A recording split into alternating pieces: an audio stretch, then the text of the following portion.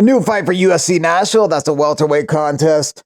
Stephen Wonderboy Thompson versus Gabriel Bonfim. Interesting fight, one that just kind of came out of nowhere, but interesting fight. Bonfim is coming off a win over Ange Lusa. Stephen Wonderboy Thompson's coming off that knockout loss to Joaquin Buckley. Before that, he lost to Rachmanov.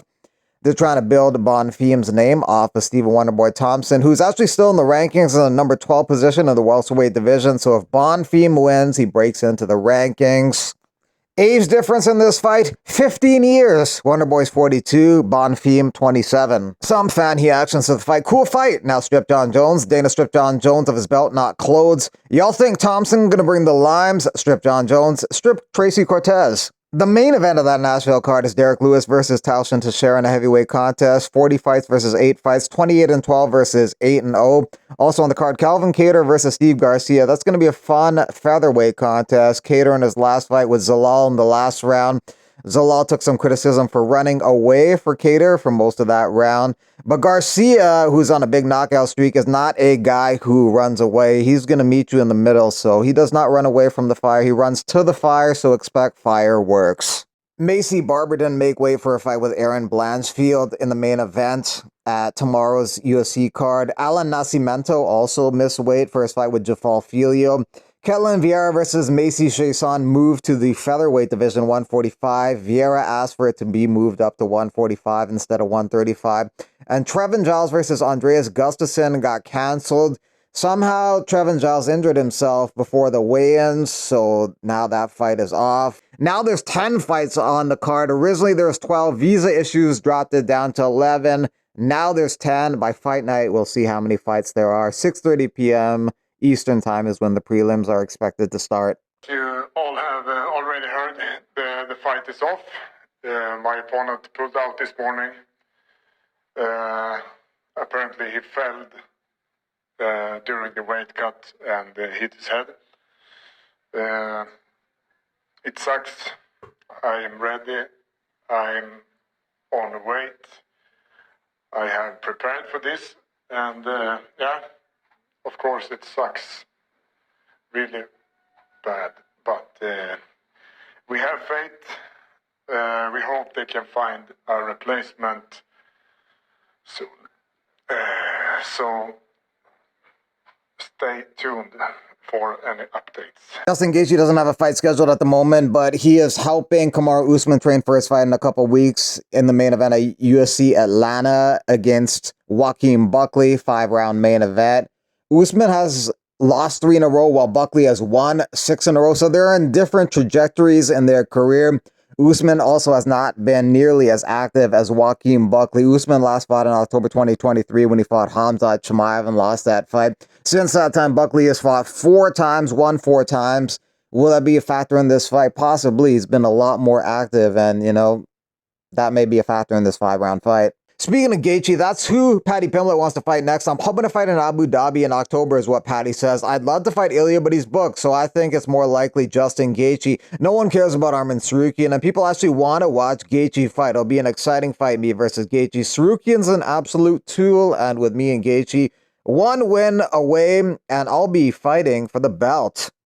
The fighter on the right, Albert Tadavassian, a.k.a. Albizi, was supposed to take on Chaos Williams next week because Chaos Williams' original opponent, Uros Medic, had to pull out. But now Albizi's out of the fight too. He says, due to not being able to complete my physicals, I'll not be able to be competing at UFC 316 against Chaos Williams. Completely out of my control. I'm always ready to fight anyone, anywhere, anytime, and that will never change. Thank you to UFC and Showtime management for working to make this fight happen. Hopefully we can run it back soon. Hyder Emil versus Jose Delgado at the UFC 317. Hyder Emil just signed a new UFC contract. This will be his first fight under that contract. It's going to be a good featherweight contest. Hyder Emil just marches forward like a madman. And then Jose Delgado is a pure finisher. 9 wins, all 9 stoppages. This won't go the distance, and it will be entertaining. Sean Strickland was offered to fight Kyle Bahayo, but he turned it down. He doesn't want to fight a friend. He doesn't want to fight a guy he respects, and he knows his family as well, so he's not interested in that fight. He may end up fighting Adesanya because that's the fight that Adesanya is pushing for. Can you tell the people when you're fighting next, or no, you can't announce that yet? So they offered me to fight one of my friends. Okay.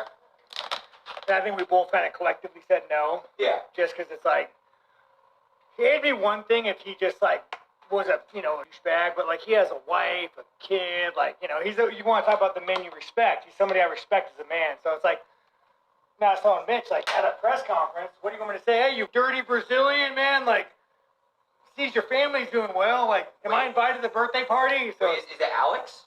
no, it was Kyle. Oh But shit. those fights are just hard, dude, because you're like, I mean, like you got a wife, you got a kid, who I personally know, who I like. Kyle's a cool guy. He's such a cool guy. He really It's is. like, He shows a lot of love to me a lot, so super nice, super genuine. yeah, bro, he's a really nice guy. So it's one of those things where it's like, do I really want? So when you fight your next fight, it's gotta be someone you really don't respect. Not even that, bro. It's more of like I just don't want to be home. It could be anyone. It could be Arnie Whitaker. It could be anybody. I just don't want it to be fucking. What do you think, Alex? Right now? Take a piss, dude. Okay. You could talk to them too if you want to talk to them. I got you guys. Yeah, dude, it's a good time, man. Bro, where you going so far away, dude? Take you this fucking guy, bro. Let me tell you.